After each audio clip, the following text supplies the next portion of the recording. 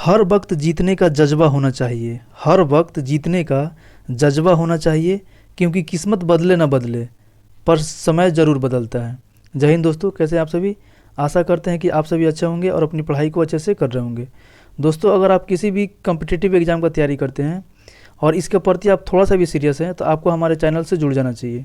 इसलिए जुड़ जाना चाहिए क्योंकि किसी भी कम्पिटिटिव एग्ज़ाम को फाइट करने के लिए रिवीजन बहुत ही ज़रूरी होता है। और रिवीजन के लिए जो लुसेंट का किताब होता है ये रामबाण की तरह होता है, यानी कि इससे अच्छा रिवीजन करने का कोई दूसरा किताब अभी मार्केट में अवेलेबल नहीं है। तो चलिए टाइम ना वेस्ट करते हुए इस वीडियो को शुरू करते हैं। इस वीडियो में हम लोग केमिस्ट्री सब्जेक्ट्स के को रिवीजन कर रहे हैं, जिसमें हम लोग लगभग इससे पहले 2 वीडियो ऑलरेडी ये अपलोड हो चुका है। तो पहले इसको देख लीजिए, उसके बाद उस वीडियो को देख लीजिएगा। और ये केमिस्ट्री के अलावा हम बायोलॉजी को भी डिस्कस कर चुके हैं, तो आप उसको भी जाकर देख सकते हैं। और उसके बाद आप ये इसका जो पॉलिटी ये सब्जेक्ट है तो उसको भी हमने ऑलरेडी डिस्कस किया है, तो उसको भी आप जाके बाद में देख सकते हैं। तो चलिए शुरू करते हैं हम लोग। ये जो वीडियो होगा ये तीसरा वीडियो होगा और इसमें 475 से हम लोग देखेंगे क्वेश्चन को। तो पहला इसमें क्वेश्चन हो गया, वायुमंडल में सबसे प्रचुर अक्रिय गैस कौन सा है। तो वायुमंडल में सबसे प्रचुर अक्रिय गैस आर्गन है। उसके बाद क्वेश्चन है, कौन सी अक्रिय गैस गहरे समुद्र के गोताखोरों द्वारा श्वसन के लिए वायु में उपस्थित नाइट्रोजन के स्थान पर प्रयोग की जाती है। तो इसका सही आंसर हो जाएगा हीलियम। अगला प्रश्न है, गहरे समुद्री गोताखोरों के श्वसन के लिए ऑक्सीजन के तनुकरण के लिए किस गैस का प्रयोग किया जाता है। तो हीलियम गैस का प्रयोग किया जाता है। गहरे समुद्र के गोताखोरों की ऑक्सीजन आपूर्ति में हीलियम मिलाई जाती है, क्योंकि यह उच्च दाब पर नाइट्रोजन की अपेक्षा खून को कम घुलनशील होती है। तो इसका आंसर हो जाएगा डी, सही। अगला प्रश्न है, वायु भरे गुब्बारों में हीलियम को हाइड्रोजन की अपेक्षा वरीयता दी जाती है, क्योंकि यह वायु के साथ विस्फोटक मिश्रक नहीं बनाता है। अगला प्रश्न है, हीलियम परमाणु जब इलेक्ट्रॉन खोता है तब वह यह बनाता है। तो यह बनाता है धनात्मक हीलियम आयन, यानी कोई भी परमाणु जब इलेक्ट्रॉन को त्यागता है तो उस पर धनायन जो धन चार्ज होता है वो आ जाता है। हवाई जहाज़ के टायरों को चौड़ा करने में निम्नलिखित में से कौन सी गैस प्रयुक्त होती है। तो हवाई जहाज़ के टायरों को चौड़ा करने के लिए हीलियम गैस का प्रयोग किया जाता है। अगला प्रश्न है, बिजली के बल्ब में कौन सा गैस भरा होता है। तो बिजली के बल्ब में आर्गन गैस भरा होता है। सबसे प्रचुर मात्रा में मौजूद दुर्लभ गैस कौन सी है। तो जो दुर्लभ गैस है ये आर्गन है। आर्क वेल्डिंग में आर्गन का प्रयोग किया जाता है, क्योंकि धातु के साथ इसकी उपक्रांतिकता कम होती है। तो इसका सही आंसर हो जाएगा ऑप्शन ए। अगला प्रश्न है, कैंसर के उपचार के लिए प्रयुक्त उत्कृष्ट गैस है। तो कैंसर के उपचार के लिए रेडॉन गैस का प्रयोग किया जाता है। जर्मेनियम आमतौर पर प्रयुक्त होने वाला डैश है। तो जो जर्मेनियम है ये अर्धचालक होता है। अगला प्रश्न है, अत्यधिक पसीने को रोकने के लिए प्रिकली हीट पाउडर में कौन से यौगिक का प्रयोग किया जाता है। तो इसमें बोरिक अम्ल का प्रयोग किया जाता है। निम्नलिखित में से कौन सा एक अर्धचालक नहीं है। तो इसमें जो क्वार्ट्ज है ये अर्धचालक नहीं है। अगला प्रश्न है, निम्नलिखित में से कौन सा एक रासायनिक परिवर्तन नहीं है। तो इसमें कौन है जो रासायनिक परिवर्तन नहीं है। तो समुद्री जल से क्रिस्टलन द्वारा खाने के नमक का बनाना, ये क्या है, रासायनिक परिवर्तन नहीं है, ये भौतिक परिवर्तन है। अगला प्रश्न है, निम्नलिखित में से कौन सा रासायनिक परिवर्तन निरूपित करता है। तो इसमें जो है वो लोहे का चुंबकन ये रासायनिक परिवर्तन निरूपित नहीं करता है। द्रव का संघनन ये भी नहीं करता है। ईथर का ज्वलन ये क्या करता है, रासायनिक परिवर्तन इंगित करता है। लोहे में जंग लगना ये भी क्या होता है, रासायनिक परिवर्तन होता है। इस प्रकार इसका सही आंसर हो जाएगा ऑप्शन सी, 3 और 4।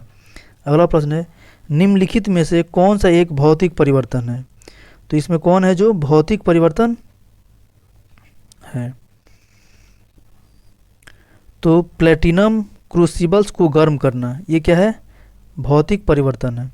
अगला प्रश्न है, डैश एक रासायनिक परिवर्तन नहीं है। तो एक आइस क्यूब पिघलना रासायनिक परिवर्तन नहीं है, ये भौतिक परिवर्तन है। अगला प्रश्न है, निम्नलिखित में से कौन सा एक रासायनिक परिवर्तन का उदाहरण है? तो रासायनिक परिवर्तन का उदाहरण कागज का जलना है, यानी कि जो ऑप्शन ए है ये रासायनिक परिवर्तन है। अगला प्रश्न है, जब किसी ठोस को गर्म करने पर वह धीरे से गैस में परिवर्तित हो जाता है तो इस क्रिया को क्या कहते हैं? तो इस क्रिया को ऊर्ध्वपातन कहते हैं, यानी कि वैसा ठोस जिसको गर्म करने पर द्रव में बदले बिना गैस बन जाए उसे ऊर्ध्वपातन कहते हैं, इस प्रक्रिया को। अगला प्रश्न है, प्रेशर कुकर, सांस पैन आदि जैसी एल्युमिनियम की वस्तुओं को एनोडाइज यानी कलई क्यों किया जाता है? तो इसका सही आंसर हो जाएगा उन्हें जंग लगने से बचाने के लिए। निम्नलिखित में से किस प्रक्रिया में जिंक ऑक्साइड बनता है जो एक सुरक्षा परत के रूप में कार्य करता है और जंग को रोकथाम करता है? तो इसका सही आंसर हो जाएगा गैल्वेनाइजेशन। सीमेंट की खोज किसने की? तो सीमेंट की खोज जोसेफ आस्पडीन ने की थी। अगला प्रश्न है, कैल्शियम एल्मुनेट तथा कैल्शियम सिलिकेट का मिश्रण कहलाता है? तो सीमेंट कहलाता है। निम्नलिखित में से कौन सा एक सीमेंट का मुख्य घटक है? तो चूना पत्थर जो है ये सीमेंट का मुख्य घटक है। सीमेंट का रासायनिक संयोजन क्या है? तो सीमेंट का रासायनिक संयोजन चूना पत्थर, मिट्टी और जिप्सम होता है। अगला प्रश्न है, निम्नलिखित में से किस उद्योग द्वारा चूने का प्रयोग कच्चे माल के रूप में किया जाता है? तो सीमेंट उद्योग में चूने का उपयोग कच्चे माल के रूप में किया जाता है। सीमेंट बनाने के लिए किसके मिश्रण को खूब तप्त किया जाता है? तो चूना पत्थर और मृतिका को खूब गर्म किया जाता है सीमेंट बनाने के लिए। सीमेंट के निर्माण में जिप्सम को क्लिंकर में क्यों मिलाया जाता है? तो सीमेंट के जमने की दर को कम करने के लिए मिलाया जाता है। पोर्टलैंड सीमेंट में जिप्सम मिलाने के बाद में मदद मिलती है, तो सीमेंट को शीघ्र जमने से रोकने में सहायता होती है। अगला प्रश्न है, पोर्टलैंड सीमेंट के संदर्भ में निम्नलिखित में से कौन से कथन सही है? तो सिलिका सीमेंट को मजबूती प्रदान करती है, ये सही है।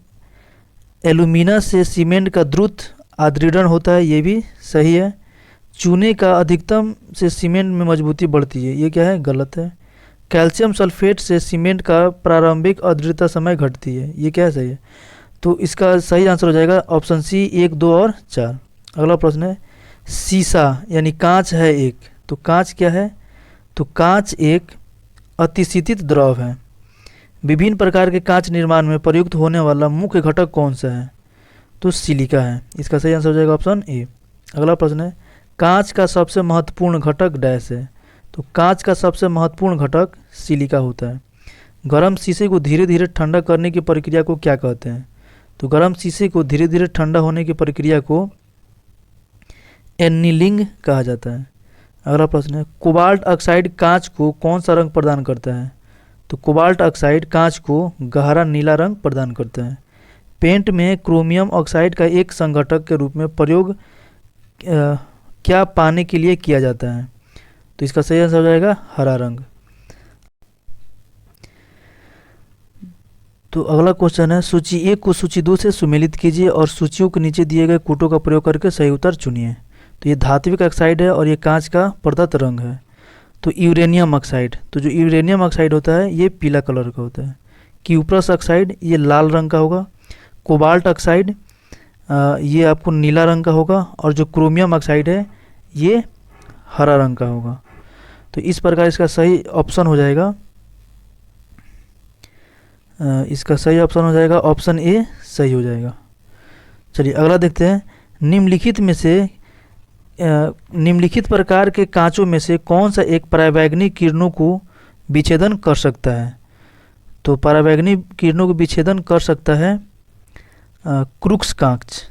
तो सही आंसर हो जाएगा इसका ऑप्शन डी। अगला प्रश्न है, लेंस किससे बनता है? तो जो लेंस होता है फ्लिंट कांच से बनता है। कांच प्रबलित प्लास्टिक बनाने के लिए किस प्रकार के कांच का प्रयोग किया जाता है? तो इसका सही आंसर है रेशा वाला कांच का। अगला प्रश्न है, पायरेक्स के अधिक सामर्थ्य के लिए निम्न में से क्या उत्तरदायी है? तो इसका सही आंसर है लेड ऑक्साइड। चश्मे बनाने में किस कांच का उपयोग किया जाता है? तो चश्मे बनाने में क्रूक्स कांच का प्रयोग किया जाता है। बोरोसिलिकेट ग्लास बर्तन का माइक्रोवेव ओवन में प्रयोग किया जाता है क्योंकि ये अत्यधिक गर्मी प्रतिरोधक है। अगला प्रश्न है, 3 तत्व जिनका उपयोग रासायनिक उर्वरकों में सर्वाधिक होता है। तो इसका सही आंसर हो जाएगा नाइट्रोजन, पोटेशियम और फास्फोरस। इसका सर्वाधिक उपयोग उर्वरकों में किया जाता है। निम्नलिखित में से कौन सा रासायनिक उर्वरक नहीं है। तो जो सोडियम सल्फेट है ये रासायनिक उर्वरक नहीं है। निम्नलिखित में से कौन सा नाइट्रोजनीय उर्वरक नहीं है। तो जो सुपर फॉस्फेट है ये नाइट्रोजनीय उर्वरक नहीं है। रासायनिक उर्वरक नाइट्रोलीम में कौन से घटक हैं। तो कैल्शियम कार्बाइड और नाइट्रोजन। अगला प्रश्न है, उर्वरक के रूप में कौन से कैल्शियम लवण प्रयुक्त होते हैं। तो उर्वरक के रूप में कैल्शियम सल्फेट प्रयुक्त होते हैं। निम्नलिखित उर्वरकों में से किस एक का अत्यधिक उपयोग भौम जल में अविषालु पदार्थ की उपस्थिति के लिए जिम्मेदार हो सकता है। तो फॉस्फेट और पोटेशियम हो सकता है। अगला प्रश्न है, निम्नलिखित में से कार्बनिक यौगिकों में हमेशा क्या मौजूद रहता है। तो कार्बनिक यौगिकों में हमेशा कार्बन मौजूद रहता है और इसी के चलते उसको कार्बनिक यौगिक भी कहा जाता है। अगला प्रश्न है, निम्नलिखित में से किसे मार्स गैस भी कहा जाता है। तो मीथेन को मार्स गैस भी कहा जाता है। मार्स गैस का प्रमुख घटक क्या है। तो मार्स गैस के प्रमुख घटक मीथेन होता है। सेप्टिक टैंक से निकलने वाली गैसों में मुख्यतः कौन सी गैस होती है। तो सेप्टिक टैंक से निकलने वाली गैसों में मुख्यतः मीथेन गैस होती है। अगला प्रश्न है, निम्नलिखित में से कौन सी ये गैस शहरी क्षेत्रों में कचरा भराव क्षेत्रों से अधिकतर निकलती है। तो कचरा भराव क्षेत्रों से अधिकतर निकलने वाली गैस मीथेन होती है। जुगाली करने वाले पशुओं से जिस ग्रीन हाउस गैस का निस्तारण होता है वह है, तो वो CH4 यानी कि मीथेन गैस है। अगला प्रश्न है, धान के खेतों से कौन सी गैस मुक्त होती है। तो धान के खेतों से CH4 यानी कि मीथेन गैस मुक्त होती है। निम्नलिखित पर विचार कीजिए। धान के खेत, कोयले के खनन, पालतू पशु, आर्द्र भूमि। उपयुक्त कथनों में से कौन से ग्रीन हाउस गैस मीथेन का स्रोत है। तो इसका सही आंसर हो जाएगा धान के खेत भी हो जाएगा, कोयला का खनन हो जाएगा, पालतू पशु और आर्द्र भूमि, यानी कि डी इसका सही आंसर हो जाएगा। सभी क्या है, मीथेन के स्रोत हैं। अगला प्रश्न है, जैव गैस में मुख्यतः क्या होता है। तो जैव गैस में मुख्यतः मीथेन पाया जाता है। प्राकृतिक गैस का मुख्य अवयव क्या है। तो प्राकृतिक गैस का मुख्य अवयव मीथेन गैस है। प्रचुर मात्रा में उपलब्ध ज्वलनशील प्राकृतिक गैस कौन सी है। तो इसका सही आंसर हो जाएगा मीथेन। अगला प्रश्न है, मीथेन के जलने पर क्या होता है। तो मीथेन के जलने पर यह कार्बन डाइऑक्साइड एवं पानी निकलता है। खदानों में अधिकांश विस्फोट होते हैं। तो जो खदानों में अधिकांश विस्फोट होते हैं यह हवा के साथ मीथेन के मिश्रण से होते हैं। अगला प्रश्न है, कार्बन डाइऑक्साइड के अलावा अन्य ग्रीन हाउस गैस कौन सी है। तो कार्बन डाइऑक्साइड के अलावा अन्य ग्रीन हाउस गैस मीथेन यानी कि CH4 होता है। निम्नलिखित में से कौन सी ग्रीन हाउस गैस या ऐसी गैस है जो ओजोन परत को नुकसान पहुंचा सकती है। तो इसका सही आंसर है CH4 यानी कि मीथेन। अगला प्रश्न है, इनमें से कौन सी एक ग्रीन हाउस गैस या एक ऐसी गैस है जो ओजोन परत को क्षति पहुंचा सकती है। तो इसका हो जाएगा CH-CiF2। अगला प्रश्न, CFC का पूरा नाम क्या है। तो जो CFC गैस होता है इसका पूरा नाम क्लोरोफ्लोरोकार्बन होता है। क्लोरोफ्लोरोकार्बन को निम्नलिखित नाम से भी जाना जाता है। तो इसको फ्रियोन के नाम से भी जाना जाता है। अगला प्रश्न है, HCFC का विस्तार क्या है। तो इसका विस्तार है हाइड्रोक्लोरोफ्लोरोकार्बन। अगला प्रश्न है, निम्नलिखित में से किस ग्रीन हाउस गैस में सर्वाधिक ऊष्मारोधी क्षमता होती है। तो सर्वाधिक ऊष्मारोधी क्षमता क्लोरोफ्लोरोकार्बन में होती है। निम्नलिखित में से कौन सा सामान्य प्रशीतक घरेलू प्रशस्तित्रों के रूप में प्रयुक्त किया जाता है। तो इसका सही आंसर हो जाएगा फ्रियोन। अगला प्रश्न है, प्रोपेन का रासायनिक सूत्र कौन सा है। तो प्रोपेन का रासायनिक सूत्र C3H8 होता है। गर्म हवा के गुब्बारों में कौन सी गैस प्रयोग की जाती है। तो गर्म हवा के गुब्बारों में प्रोपेन गैस का प्रयोग किया जाता है। अगला प्रश्न है, सिगरेट लाइटर में निम्नलिखित में से कौन सी गैस प्रयुक्त होती है? तो सिगरेट लाइटर में ब्यूटेन गैस प्रयुक्त होती है। तरलीकृत पेट्रोलियम में यानी कि एलपीजी का मुख्य आधार घटक क्या है? तो इसका मुख्य आधार घटक ब्यूटेन होता है। अगला प्रश्न है, द्रवित ब्यूटेन और आइसोब्यूटेन का मिश्रण कहलाता है। तो द्रवित ब्यूटेन और आइसोब्यूटेन का मिश्रण एलपीजी कहलाता है। अगला प्रश्न है, निम्नलिखित में से कौन सा एक बायोगैस का घटक नहीं है? तो जो नाइट्रोजन डाइऑक्साइड है ये बायोगैस का घटक नहीं है। प्रथम विश्व युद्ध में निम्नलिखित में से किस एक का रासायनिक आयुध के रूप में उपयोग किया जाता है?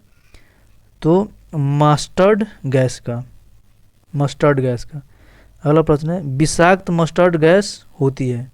तो जो विषाक्त मस्टर्ड गैस होती है ये द्रव होती है। निम्नलिखित में से किसका उपयोग पॉलीथीन के संश्लेषण में किया जाता है?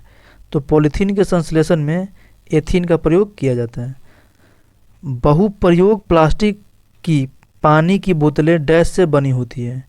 तो जो बहुप्रयोग जो प्लास्टिक की पानी की बोतलें होती है ये पॉलीथीन की बनी होती है। फलों को कृत्रिम तरीके से पकाने वाली गैस। तो फलों को कृत्रिम तरीके से पकाने वाली गैस एसिटिलीन होती है।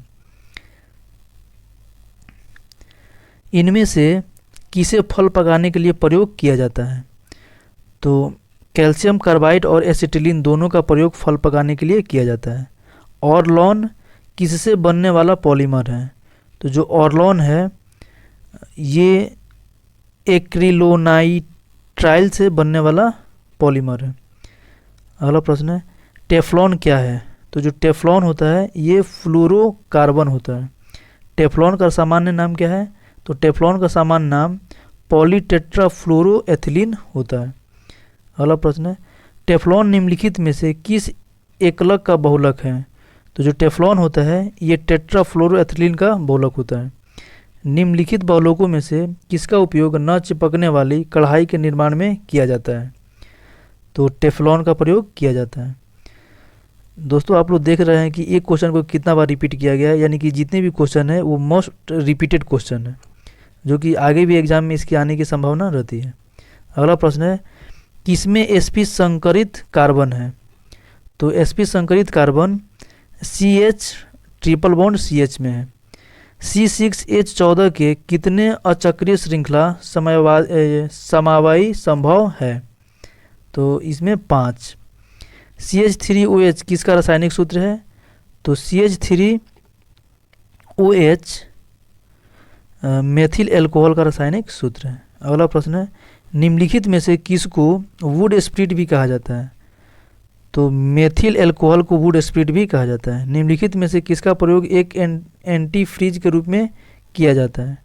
तो मिथाइल एल्कोहल का प्रयोग एंटी फ्रीज के रूप में किया जाता है।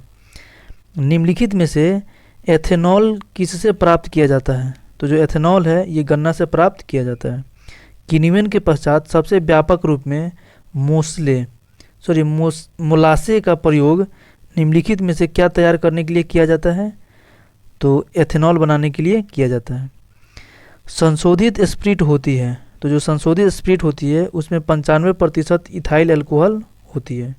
एल्कोहल पानी से अधिक वाष्पशील होता है क्योंकि डैश पानी से कम होता है। तो इसका जो क्वथनांक होता है वो पानी से कम होता है। तो जिस द्रव का क्वथनांक जितना ही कम होगा उसका वाष्पशील अधिक होगा।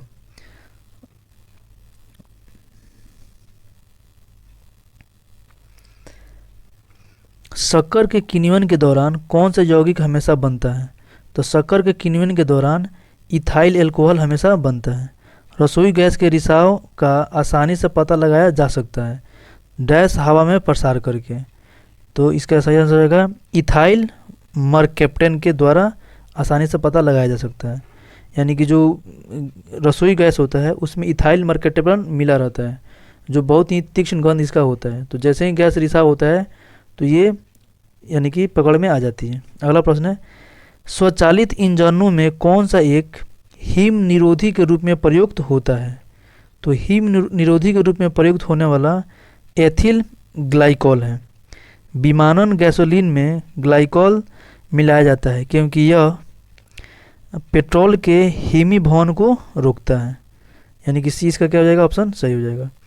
क्लोरोफॉर्म की खोज किसने की थी? तो क्लोरोफॉर्म की खोज सिम्पसन ने की थी। क्लोरोफॉर्म के संबंध में निम्नलिखित में से कौन सा कथन सही है? तो इसका सही आंसर हो जाएगा द्रव ईंधन, ये नहीं होगा। संवेदना हारक, ये सही है। फॉस्जिन उत्पन्न करता है, ये भी सही है। अग्निशामन, ये क्या है, गलत है। तो इस प्रकार इसका सही आंसर हो जाएगा ऑप्शन सी, 2 और 3।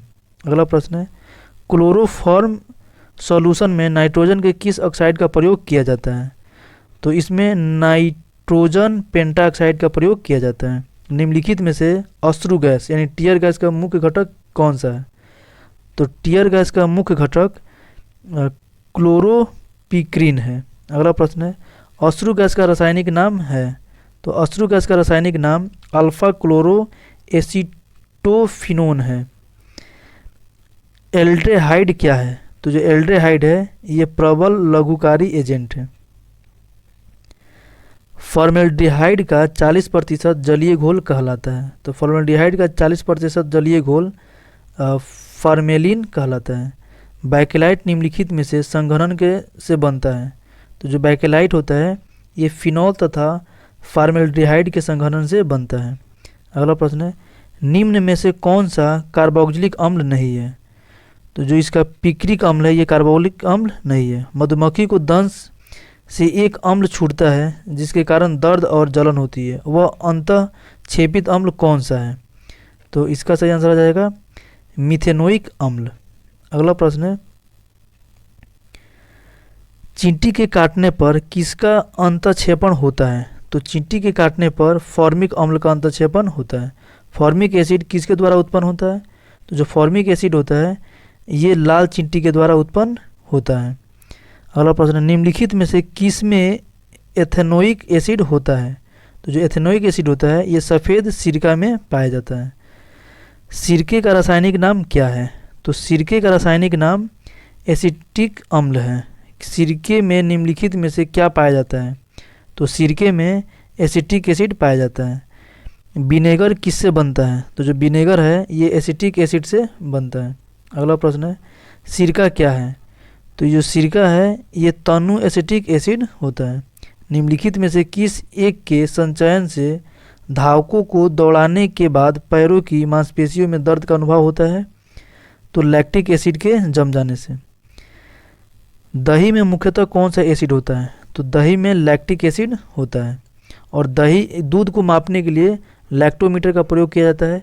यानी दूध और दही से जितने भी संबंधित चीज़ें हैं उसमें लैक्टो जरूर आता है। तो ये याद करने का अच्छा तरीका हो सकता है। अगला प्रश्न है, जब दूध खट्टा हो जाता है तो डैश का उत्पन्न होता है। तो जब दूध खट्टा हो जाता है तो उसमें लैक्टिक एसिड का ये उत्पादन हो जाता है। अगला प्रश्न है, फोटोग्राफी में कौन सा अम्ल प्रयोग किया जाता है? तो फोटोग्राफी में ऑक्जैलिक अम्ल का प्रयोग किया जाता है। निम्नलिखित में से कौन सा यौगिक गुर्दे की पथरी का निर्माण करने वाला सर्वाधिक सामान्य यौगिक है? तो ये है कैल्शियम ऑक्जेलेट। यानी कैल्शियम ऑक्जेलेट मिल के गुर्दे में पथरी का निर्माण कर देता है। नींबू का खट्टा स्वाद किसकी मौजूदगी के कारण होता है? तो जो नींबू का खट्टा स्वाद होता है ये साइट्रिक एसिड के मौजूदगी के कारण होता है। खट्टे फलों में होता है। तो खट्टे फलों में साइट्रिक अम्ल पाया जाता है। अगला प्रश्न है, निम्नलिखित में से कौन सा अंगूर में पाया जाने वाला मुख्य कार्बनिक अम्ल है? तो ये है टार्ट्रिक एसिड। यानी अंगूर में टार्ट्रिक एसिड पाया जाता है। अगला प्रश्न है, निम्नलिखित अम्लों में से किसको बेकिंग पाउडर के निर्माण में उपयोग करते हैं?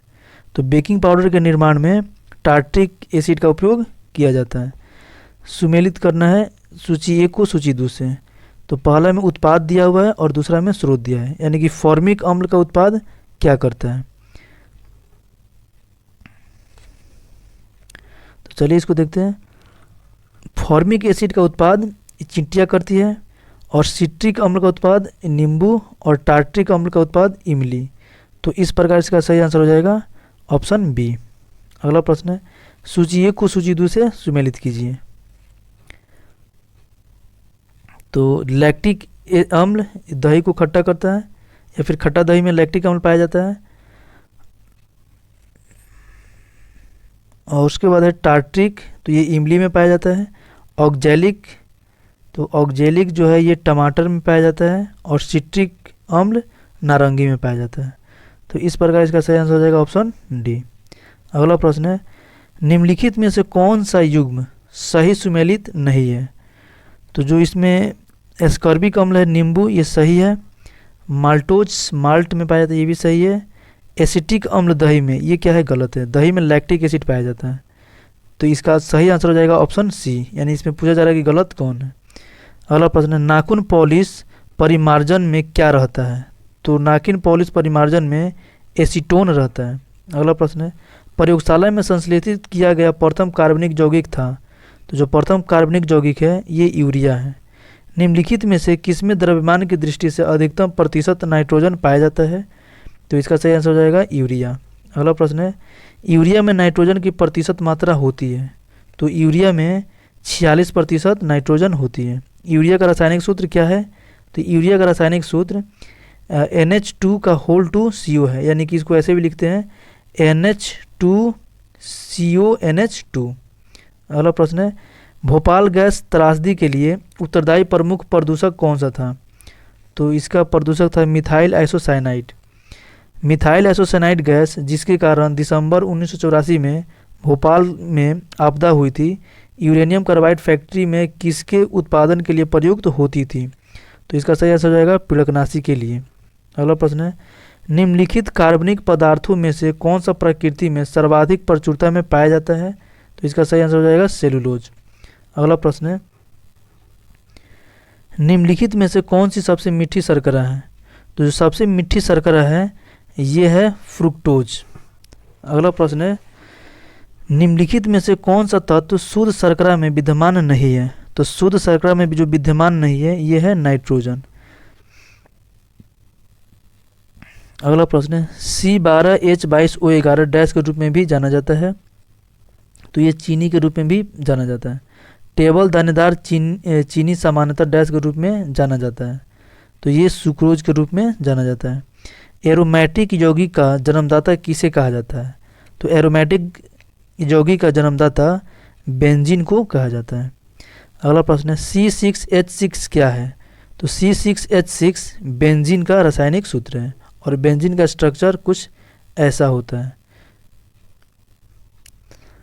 अगला प्रश्न है, बेंजीन के एक मोल को असंतृप्त करने के लिए हाइड्रोजन गैस के मोल की कितनी आवश्यकता होती है?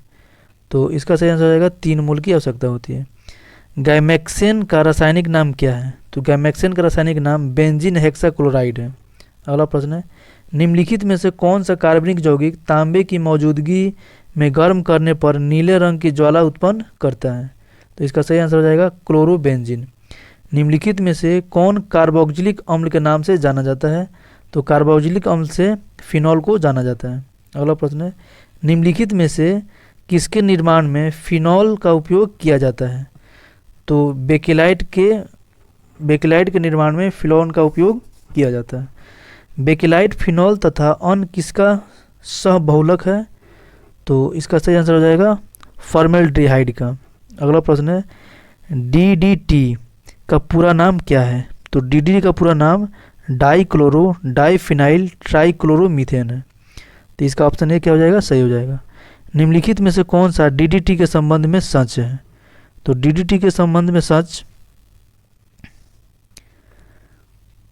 यह एक संपर्क कीटनाशक है, यानी कि एक क्या है? कीटनाशक है। मच्छर को मारने के लिए इसका उपयोग किया जाता है। अगला प्रश्न है, खाद्य पदार्थ के परिरक्षण के लिए प्रयोग में लाया जाने वाला रसायन है। तो ये रसायन है सोडियम बेंजोएट, यानी खाद्य को सुरक्षित रखने के लिए सोडियम बेंजोएट के साथ रखा जाता है। दर्द निवारक मरहम आयोडेक्स में कौन सी गंध आती है? कैसी गंध आती है? तो ये गंध मिथाइल सेलिसिलेट की तरह आती है।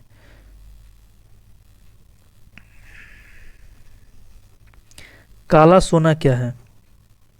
यानी काला सोना किसे कहते हैं? तो काला सोना पेट्रोल को कहा जाता है। अगला प्रश्न है, पेट्रोलियम एक मिश्रण है। तो पेट्रोलियम है ये हाइड्रोकार्बन का मिश्रण है। पेट्रोल की गुणवत्ता किस में व्यक्त की जाती है? तो पेट्रोल की गुणवत्ता ऑक्टेन संख्या में व्यक्त की जाती है। अगला प्रश्न है, गैसोलीन के नमूने की गुणवत्ता का पता कैसे लगता है? तो गैसोलीन के नमूने का गुणवत्ता की पता इसके ऑक्टेन संख्या से चलती है। एथिलीन डाइब्रोमाइड को पेट्रोल में मिलाने पर क्या बनता है? तो ये ईंधन की एक ऑक्टेन संख्या को बढ़ाता है।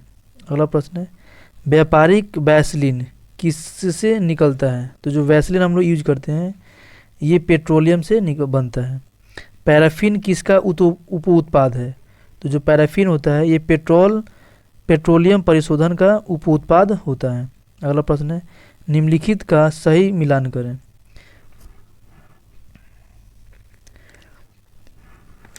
तो पेट्रोलियम ईथर, तो पेट्रोलियम ईथर ड्राई क्लीनिंग के लिए इत्र में इसका उपयोग किया जाता है। पैराफिन का उपयोग मरहम और कॉस्मेटिक में किया जाता है।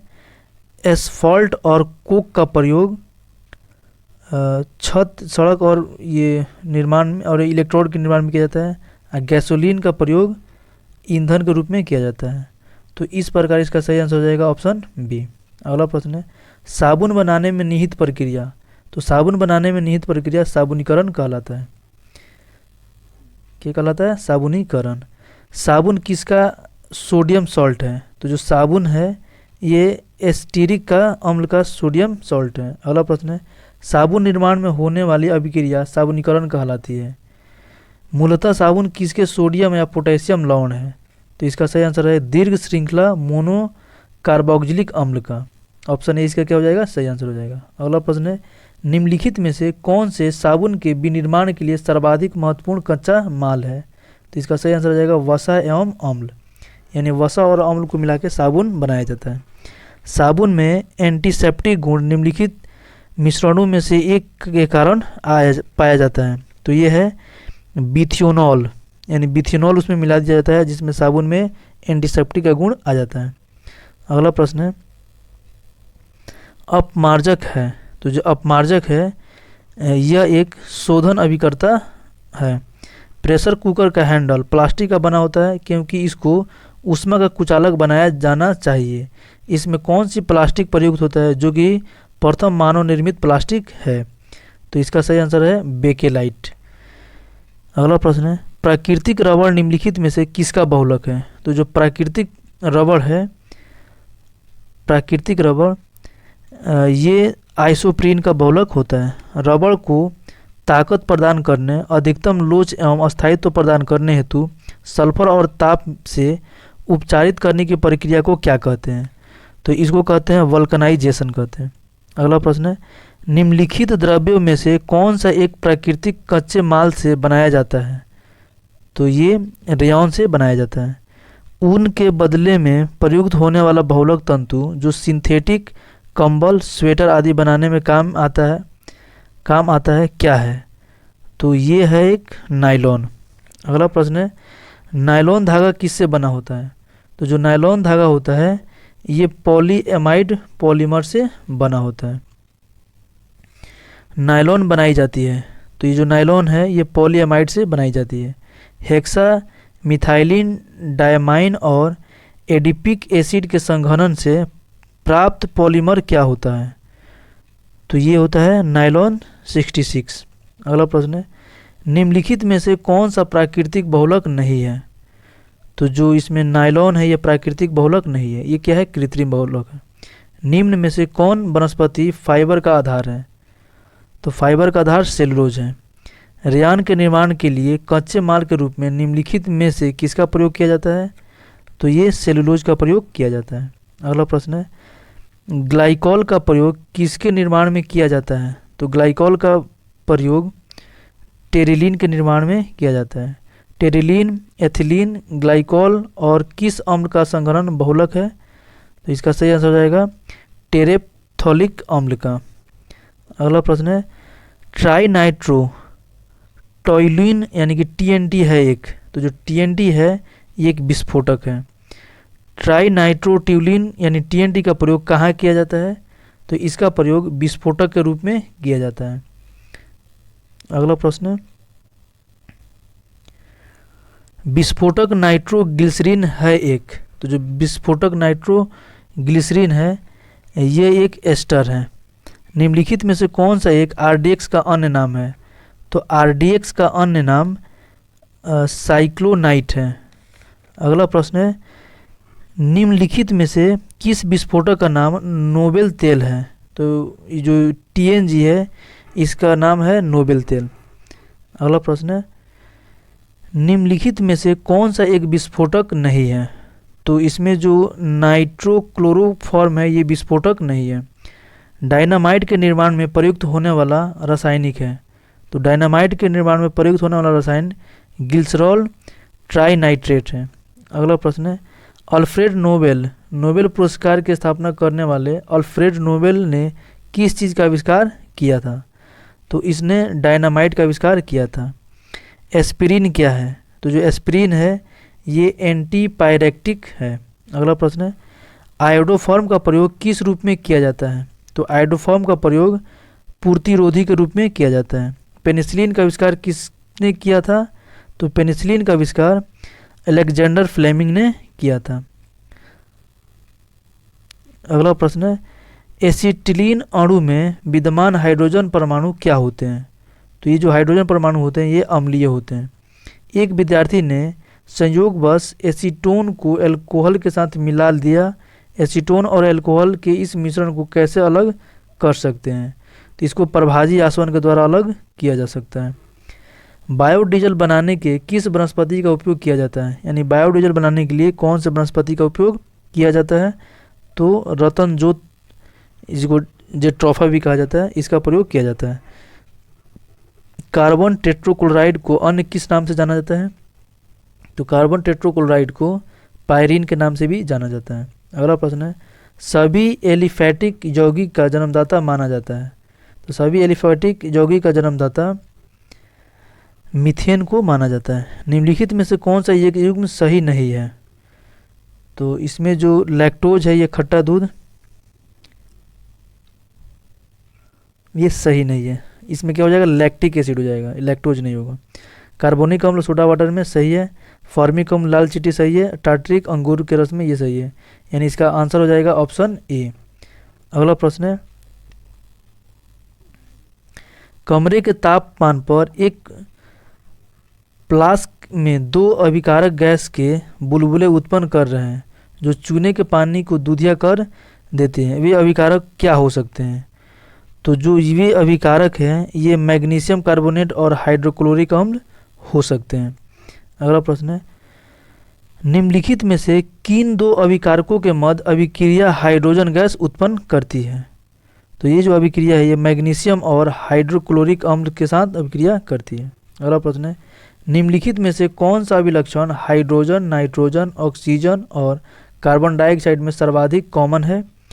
तो इसका सही आंसर है कमरे के ताप पर ये सभी गैसें हैं, यानी कि कमरे के ताप पर सभी गैसीय फॉर्म में पाया जाता है। अगला प्रश्न है, संतृप्त हाइड्रोकार्बन के लिए निम्नलिखित में से कौन सा व्यापक सूत्र है? तो CnH2n+2 है, ये संतृप्त हाइड्रोकार्बन का एक व्यापक फॉर्मूला है। अगला प्रश्न है, निम्नलिखित में से किस नाइट्रोजन ऑक्साइड में नाइट्रोजन की सबसे अधिक ऑक्सीकरण अवस्था है? तो इसका सही आंसर हो जाएगा N2O5। अगला प्रश्न, कार्बन के उस रूप के बारे में जिसे हीरा कहा जाता है निम्नलिखित में से कौन सा एक सही नहीं है? तो ये ग्रेफाइट से अधिक विद्युत सुचालक है, ये क्या है? गलत है। ग्रेफाइट विद्युत का सुचालक होता है जबकि हीरा विद्युत का कुचालक होता है। अगला प्रश्न है, निम्नलिखित में से कौन सा एक विषमांगी यानी विजातीय मिश्रण है? तो विषमांगी, ये जो दूध होता है ये विषमांगी मिश्रण होता है। निम्नलिखित में से किसे सीन गैस कहा जाता है? तो syngas carbon monoxide plus hydrogen gas को मिलाने पे बनता है। अगला प्रश्न है, निम्नलिखित में से किस विधि द्वारा जल की अस्थायी कठोरता को दूर नहीं किया जा सकता है? तो जल की अस्थायी कठोरता को दूर नहीं किया जा सकता है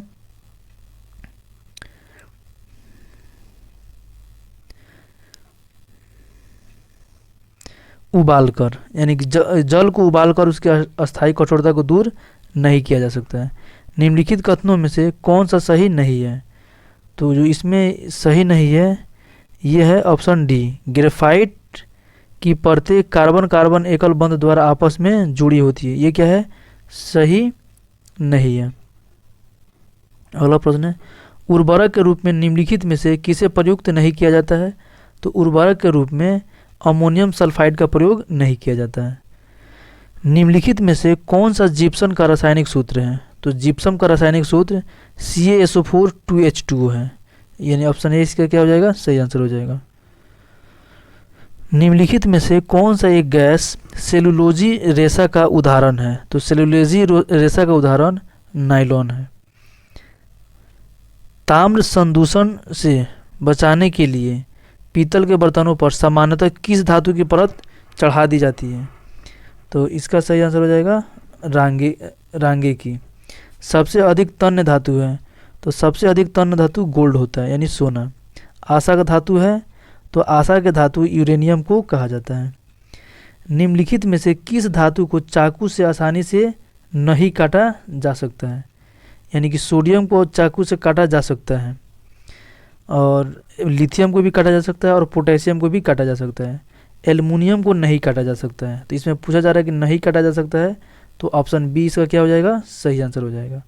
अगला प्रश्न है, मूर्खों का सोना कौन कहलाता है? तो जो मूर्खों का सोना है, इसको आयरन सल्फाइड को मूर्खों का सोना कहा जाता है।